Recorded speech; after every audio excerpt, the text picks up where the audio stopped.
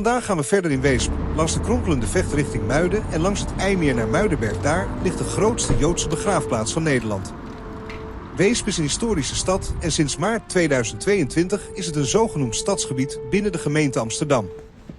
Weesp verkreeg in 1355 stadsrechten en groeide in de daaropvolgende eeuwen uit tot een vestingstad in de oude en nieuwe Hollandse waterlinie. De Joodse inwoners van Weesp namen in 1774 een huissynagoge aan de Korte Middenstraat in gebruik. Tijdens de bezetting heeft de Joodse bevolking van Weesp deelgenomen aan de februari-staking op 25 en 26 februari 1941. Voor het einde van dat jaar waren alle Joden uit Weesp weggevoerd. Verreweg het grootste deel van hen is in de concentratiekampen omgekomen.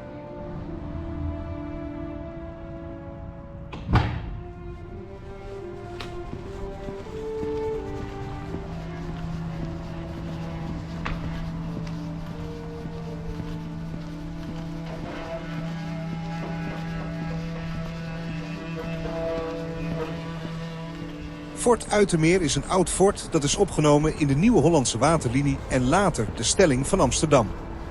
Het fort had als doel het beschermen van de landdoorgangen tussen het Naardermeer en de Vecht. Omstreeks 1589 werd op de plaats van het huidige fort een schans aangelegd ter verdediging van Weesp. Na het graven van de Schaaflandse vaart en de aanleg van de Schutsluis werd de Uitermeerse schans een schakel in de oude Hollandse waterlinie. Om de sluis, die tevens een rol had gekregen om het land tussen de Vecht en de vesting Naarden onder water te zetten, werd de schans in 1673 tot fort verstevigd.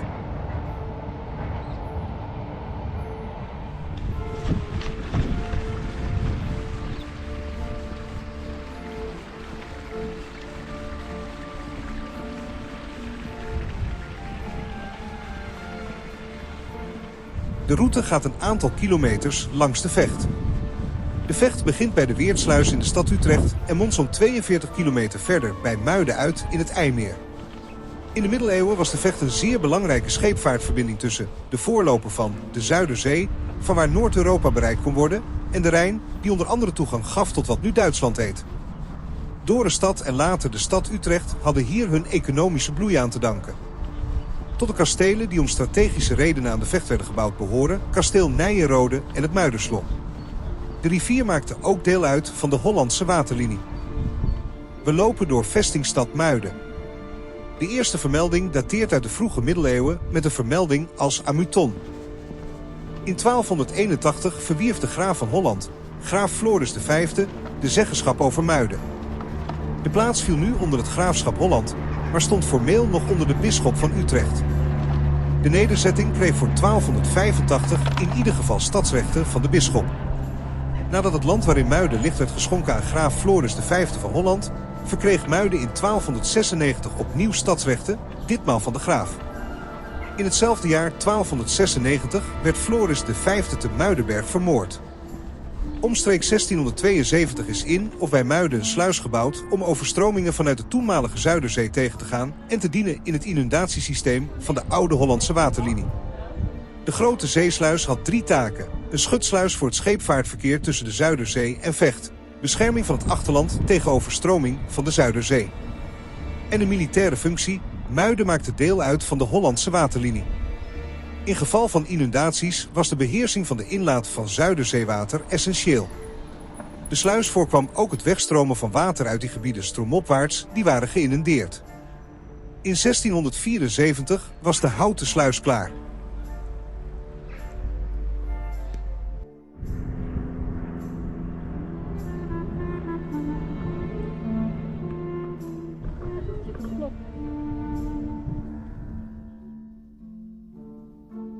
Het Muiderslot is een middeleeuws kasteel gebouwd rond 1285, in ere hersteld vanaf 1370 en een rijksmuseum sinds 1878. De eerste restauratie begon in 1895, de tweede, waarbij ook de directe omgeving in 17e-eeuwse staat werd teruggebracht, in 1955. In 1999 begon de laatste restauratie, waarbij de vesting en de groentetuin aan de beurt kwamen. Het slot is waarschijnlijk in het laatste kwart van de 13e eeuw gebouwd en veel van de inrichting dateert uit de 17e eeuw, maar is er pas later neergezet. Het Muiderslot en de vesting eromheen zijn nog steeds eigendom van de staat.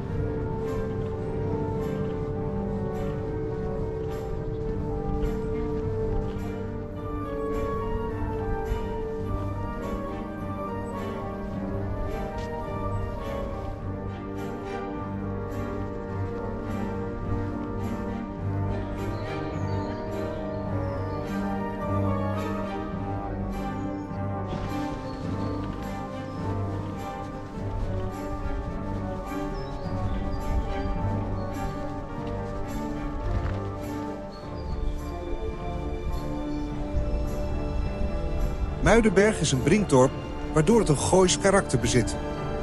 Het dorp dankt zijn naam aan zijn ligging op de helling langs de vroegere Zuiderzeekust, die door de afslag een klifachtig karakter heeft gekregen. Muidenberg is rond 1200 ontstaan op een stuwwal. In de omgeving van de Dorpsstraat zijn bij rioleringswerken de oudste sporen van bebouwing gevonden, gemeten naar de dikte van de bewoningslaag.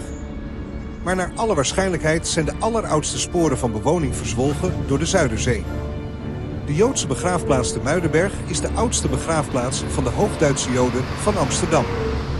In 1642 werd de grond aangekocht. De Poolse Joden voegden zich in 1660 bij hen. Op deze Joodse begraafplaats zijn ongeveer 45.000 mensen begraven. De aula, het Meterheerhuis en een aantal grafmonumenten zijn ontworpen door de architect Harry Elten. De Joodse gemeente van Muiden viel niet onder Amsterdam, maar onder Weesp.